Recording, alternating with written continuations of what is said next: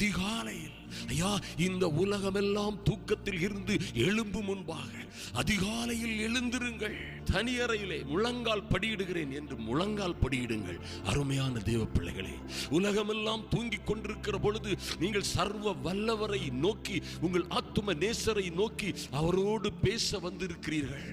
உங்கள் காரியங்களை எல்லாம், உங்கள் பிள்ளைகளை குறித்து ஐயா, உங்கள் கணவன் மனைவி அல்லது உங்களுடைய தொழில் காரியங்கள் ஊழியங்கள் எல்லாவற்றை குறித்தும் அவருடைய பாதத்திலே உங்களுடைய காரியங்களை சமர்ப்பிக்க வந்திருக்கிறீர்கள். நீதிமான்களுடைய கூப்பிடுதலுக்கு அவருடைய செவிகள் திறந்தே இருக்கிறது என்று வேதத்திலே சொல்லப்பட்டிருக்கிறது.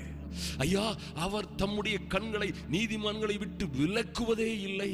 அருமையான தேவ பிள்ளைகளை, இப்பொழுதே முழங்கால் படியிட்டு ஐயா, முழங்கால் படியிட்டு அதிகாலையில் தேவனை தேடுகிறவர்களாக காணப்படுவோம்.